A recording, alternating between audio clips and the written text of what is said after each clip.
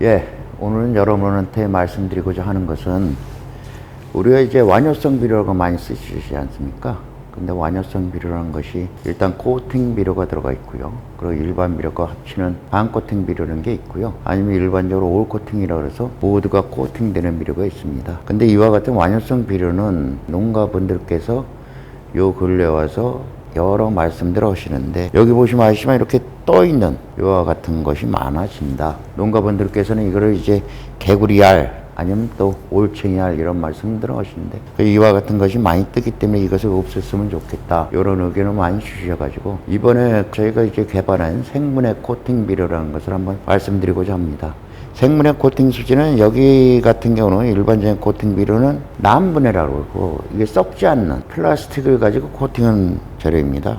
근데 여기 생분해 코팅 같은 경우는 생분해되는 음식물 쓰레기 봉투, 그와 같은 것이 생분해되는 봉투거든요. 그래서 그와 같은 재료를 가지고 코팅한 비료입니다. 이 두 개의 차이는 뭐 효과적이나 모든 면은 다 똑같은데, 요거 남분해 같은 경우는 이게 썩지 않다 보니까 봄에 이양을 시고 난 다음에 가을 지나서 초봄에 여러분들이 이제 다시 논에서 재배하시고 로터리 치고 그럴 때 이와 같은 개구리알이나 올챙이 같은 게 떠가지고 한 곳에 밀리는 그와 같은 영향이 많이 있습니다. 이러다 보니까 농가들이 이것을 좀 없앴으면 좋겠다는 요구 조건이 점점 많아지는 것 같고요.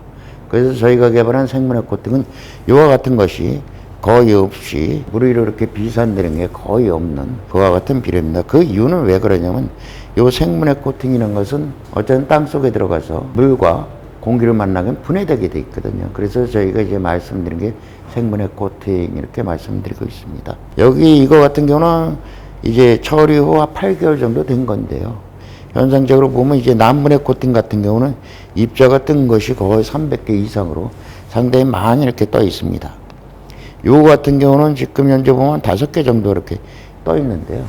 기본적으로 요거 대비 떠 있는 게 거의 0.5% 이하로 상당히 적고, 이와 같은 남분해 코팅 비료는 분해가 되지 않는 반면 이와 같은 생분해 코팅은 분해되기 때문에 뜨는 개수도 이렇게 줄인 것이 아닌가 이렇게 생각되고 있고요. 저희 생각은 이것이 8개월 정도 돼서 이 정도 됐으니까 1년 지나서 소봄에 이양할 때 비료를 치시고 그 다음에 다시 이양하고 로타리 치실 때, 그러면 거의 1년이거든요. 그것이 1년 지나고 난 다음에 이와 같이 부상되는 캡슐은 거의 없으리라 판단되고 있습니다. 이와 같이 남분해 코팅 비료는 현재 이것이 이제 하천수를 따라서 이동하게 돼서 그것이 이제 해양으로 옮기게 되면 소위 여러분들이 많이 알고 계시는 미세 플라스틱 문제를 야기시키고 있습니다. 그러나 이와 같은 생분해 코팅 비료는 그와 같은 문제를 근본적으로 해결한 그와 같은 코팅 비료라 말씀드릴 수 있겠습니다. 오늘은 여기서 끝마치도록 하겠습니다.